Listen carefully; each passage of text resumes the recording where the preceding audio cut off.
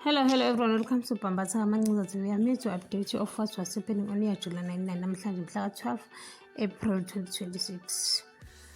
Njengoba sazi ukuthi uyaJuly 99 udlala ube iziqephu eziwu-2 sokuqala ngesokuqala lapho khona uJubjuba ahlangene khona nosisi uJulola indoda yakhe. Afika abingela lo sisi uJubjuba ambuza igama kanjalo nendawo ahlala kuyona, azichaze usisi lona ebese yambuza ukuthi kwenzakalani. Athi usisi indoda yakhe yamjolela, abuze uJubjuba ukuthi sekuyisikhathi esingakanani. Asho ukuthi sekuyinyanga manje emjolela. Wathi nje wazi kanjani ukuthi uyakujolela? Washo usisi ukuthi efonini akasatholakali isidalo. Waqhubeka washo ukuthi ilokhu ahamba nomsebenzi akamtholi isidalo efonini. Wabuza igama lobhuti uJubjuba yalisho usisi. Waqhubeka usisi wathi ngisho ebuza umngane wakhe emsebenzini ukuthi ukuphi, uyasho ukuthi umngane wakhe on and off. Uthi waqhubeka wathi akasatholakali manje. Waqhubeka usisi wathi nje if ufuna ukuzibambela ukuthi umuntu wakho uyajola na, ambuza uJubjuba wathi ufuna ukumbamba ukuthi umuntu wakho uyajola na, avume usisi. Washo ukuthi uyafuna umbona ukuthi uyajola. Waqhubeka uJubjuba ambuza ukuthi wayefuna ukwazi indaba engaka. Washo usisi ukuthi ingoba yilokhu ahamba emsebenzini akamthole efonini. Wasembuza ukuthi unesikhathi esingakanani ndawonye. Washo usisi ukuthi 7 years and bahlala ndawonye nangalowo mzuzu. Wathi uJubjuba ucela amcacisele ukuthi iqale kuphi yakho lento, ayasilande usisi story ukuthi ngesikhathi ethola umsebenzi emayini wathi vele umuntu if eke wathola umsebenzi uyashintsha. uJubjuba wabuza ukuthi manje wena sekubukela phansi usisi wabantu ngoba yena akasebenzi angithi. Wabuza ukuthi ukhona kodwa okuzwile ngaye. Washo khona ukuthi umngane wendoda yakhe umtshelile ukuthi indoda yakhe khona into eyenzayo. Ukuyilapha axaye khona uJubjuba ukuthi hawu usukhuluma nomngane wendoda yakho kangaka ngoba uze wambuza ukuthi akaze yini amtshela ukuthi uyamthanda waphika usisi wabantu. Wabuza ukuthi umngane kamngane wakho yena uyakuthandani. Wathi akamazi. Wase wambuza ukuthi sebenza isikhathi esingakanani bendaweni bezwana. Wathi kusukela e-high school. Hawu uJubjuba aqhubeke nendaba. Wabe esedonsa ifoni yakhe ebuza ukuthi uyatholakala yini umuntu kasisi ngenhlahla. Nathi ngenhlahla bathi naba bayamthola. Hawu uyamazi uJubjuba umsebenzi wakhe uma ekowokuqala benza sure ukuthi isiphetho uyasithola. Hawu avela atshela umshayeli wathi ukuthi angabe sapholisa amaseka ashaya imoto izulu. Hawu ihamba imoto kuzoqishwe nama-light emotweni ngaphakathi. Phela bengeke bebone ukuthi usisi nake eqhabuka benoJubjuba. Uma befika intombi kasisi lena ificwe nentombi and bazipholele nje bakithi bazidela nepizza.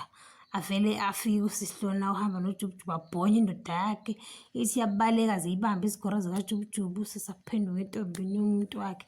Hhayi naye yazibekela ayibezikile phansi balo ngenhlanhla zishese zingenele izigora zikaJubjuba.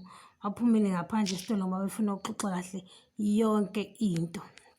Aqhubeka abuza uJubjuba ukuthi hey kwenzakalani la. Hawu athi nje ubhuti lona umuntu wakhe lo lobohangi ohlala ekhaya.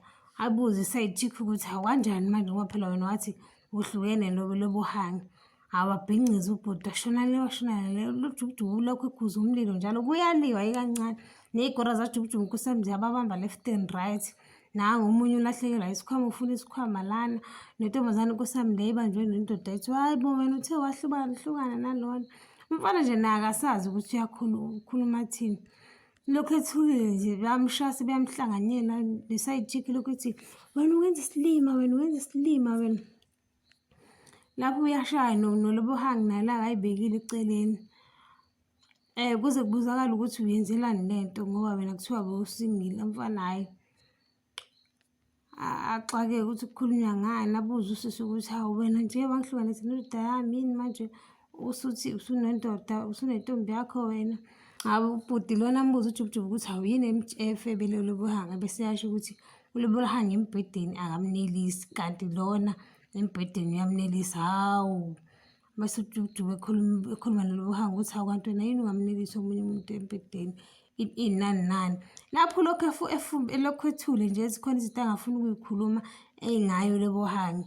Abasethi uJubjuba yini wathi ukuthi akafuna ukukhuluma la e-TV uzokhuluma naye bese ehleli phansi. Hhayi amkopoloda uJubjuba umfana azavume ukukhuluma. Lapho abayibekile phansi bayamshaya ngisho ishayed chick naye iyamshaya la. Ithi mina ngihlukene nomuntu wakho ngoba ngithi ngithandana nawe. Uma efika uJubjuba esezwe isitori ukuthi ishayed chick ya 4 months kodwa ule buhangi wazi ukuthi usehambe u-1 month. Hawu ngihlukene nomuntu wami wena, ungihlukanise nomuntu wami wena. Hawu ethi uJubujubu manje uniyenziswa yini lento lo yenza ukujola, ngoba phela uLebo Hangi nangithi uyamthanda and futhi waziwa ngisho nayikubo. Wathi uLebo Hangi uyajola nawe, kwambamba emafonini naye kancane ekhuluma noWilliam. Hawu wabubuza uJubujubu ukuthi umthetho wakho ungiletha la uthi ngizokufonela umuntu wakho ngoba nakho ejola, kanti nawe kade ujola. Wathi hhayi kwakungeyona nje into etheni, wathi uma kungeyona into etheni kwakunjani, uthi hhayi kwakuwumuntu esesihamba siyofesa naye nesifuna umsebenzi sihambe naye. Hawu uJubujubu wavele nje wamthethisa wathi ubuzile ukuthi wena ayikho into eyifihlayo ngesikhathi siza la, kodwa ayikhombise ngathi umuntu omsulwa. Umfana uyalwa lana, uyabuza ukuthi indaba ulethela amakhamera, indaba ungayanga ekhaya bekhaya bayakwazi, indaba ukuthi lapho umfana asayikhuluma indaba yalo abekade ificwe naye i-side chick yakhe. Usithi nje umfana uhamba nomuntu wakhe niye endlini naye ngoba uyena weminyaka futhi uyena umuntu owaziwayo. Ababalisi bakithi i-side chick izikhalela ukuthi hawu isikhathi eside kangaka udlala ngami njena, mina ngisipenda isikhathi sakho sami nawe hlezi ndawonye. Hawu ithi yamshaya nkosi yami, hawu bambambe. Hhayi eze noLebo Hangi naye amshaya bambambe igora. Hhayi ithe mesihamba intombazane yabe isicela imali yokugibela ngenhlahla, wavuka umfana ukuyinikeza, yadonsa amapizza awo lawa abafice edliwa, yawabamba ngesandla, yase yahamba wamshaya khona uLebo Hangi phose amapizza akhe. Ambuza ukuthi wenzani, wapha lamapizza akhe lawa afice wadla, bamnikeza nemali yokugibela. Ngiyabamba la, ungakhohlwa ukucindezela notification bell, usubscribe nomsho umbona wakho. Bye.